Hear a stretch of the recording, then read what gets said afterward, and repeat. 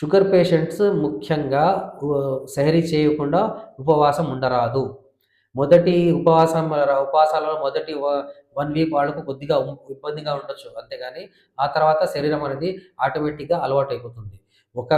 ఒకవేళ ఉపవాసం ఉన్నప్పుడు ఉదయం గానీ, లేకపోతే సాయంత్రం వేళలో గానీ తలనొప్పి రావడం, చల్లటి చెమటలు పట్టడం, తల తిరగడం, కన్‌ఫ్యూజన్‌గా ఉండడం అటువంటి లక్షణాలు కనబట్టయితే వెంటనే మీరు గ్లూకోమీటర్ తీసుకొని మీరు షుగర్ చెకప్ చేసుకోవాలి. నేను ఇంతకుముందు చెప్పిన విధంగా షుగర్ లెవెల్స్ 70-90 మధ్యలో ఉంటే రెస్ట్ తీసుకోండి.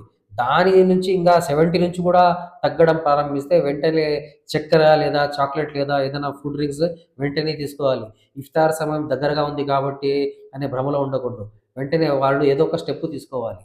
షుగర్ లెవెల్స్ ఒకవేళ 300 పైనే ఉన్నారనుకోండి, అప్పుడు ఎటువంటి ప్రాబ్లమ్ ఉండదు గానీ, కొద్దిగా వారు వెంటనే ఇఫ్తార్ అయిన వెంటనే మందులు తీసుకుంటే షుగర్ అనేది దాదాపుగా నార్మల్ రేంజ్‌కి వచ్చేస్తుంది. అంతేగాని హైపోగ్లైసెమిక్ అయ్యే పేషెంట్స్ చాలా జాగ్రత్తగా రంజాన్ ఉపవాసాలు పాటించవలసి ఉంటుంది. ఎక్కువగా మసాలాలు గానీ, ఆయిల్‌లు గానీ, వేపులు ఉన్నటువంటివి పదార్థాలు తీసుకొనరాదు. కొంతమందికి నీరు తక్కువగా తాగే అలవాటుంటుంది. కాబట్టి 2-3 లీటర్ల లేక ఇఫ్తార్ నుంచి నిద్రపోయే వరకు లేదా 2 లేదా 3 లీటర్ల నీటిని తాగుతూ ఉండాలి. షుగర్ ఉన్నప్పుడు మూత్రానికి సంబంధించిన ఏదైనా ఇన్ఫెక్షన్ ఉన్నట్టయితే దానికి తగ్గ మందులు కూడా తీసుకోవాలి. షుగర్ ఉన్న సమయంలో, ఉపవాసం ఉన్న సమయంలో ఏదైనా గాయమైతే వెంటనే వారు డాక్టర్‌ని కలిసి దానికి సంబంధించిన యాంటీబయాటిక్ అటువంటివి తీసుకోవాలి. గర్భం ఉన్న స్త్రీలు ఒకవేళ వాటికి షుగర్ ఉన్నట్టయితే మొదటి 3 నెలలు, చివరి 3 నెలలు ఉపవాసాలు పాటించరాదని ప్రపంచవ్యాప్తంగా మెడికల్ నాలెడ్జ్ ఉన్న గైనకాలజిస్ట్ చెప్తున్నారు. కాబట్టి ఒకవేళ ఎవరైనా షుగర్ పేషెంట్స్ ఉన్న ప్రెగ్నెంట్ లేడీస్ ఉంటే వారు డాక్టర్ సలహా ప్రకారం మాత్రమే చేయాలి. మరి వీటితో పాటు షుగర్ ఉన్నవారు ఇఫ్తార్ తర్వాత వ్యాయామం కూడా చేయొచ్చు. వ్యాయామం అంటే కఠిన వ్యాయామాలు కాదు. కొద్దిగా నడవడం గానీ, కొద్దిగా స్ట్రెచింగ్ ఎక్సర్‌సైజ్ లాంటివి చేయడం గానీ చేయవచ్చు. అంతేగాని ఎక్కువగా వ్యాయామం అంటే హార్డ్ టైప్ ఆఫ్ వ్యాయామాములు చేయకూడదు. హైపోగ్లైసెమియా, హైపర్‌గ్లైసెమియా లక్షణాలు ఎలా ఉంటాయో మీరు ముందు తెలుసుకోవాలి. హైపోగ్లైసెమియా అంటే షుగర్ లెవెల్స్ తగ్గిపోవడం.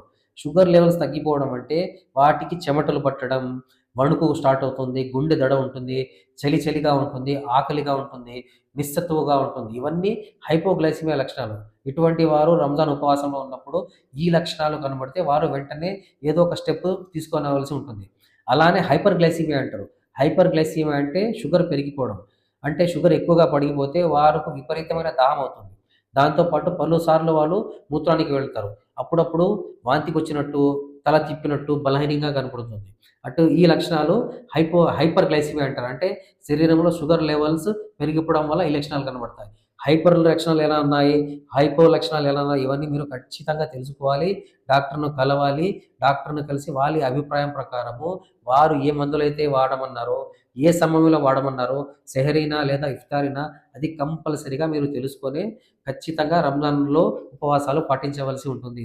ఎటువంటి భ్రమలో ఉండకూడదని నేను మరొకసారి షుగర్ వ్యాధి పేషెంట్‌లకు తెలియజేస్తున్నాను.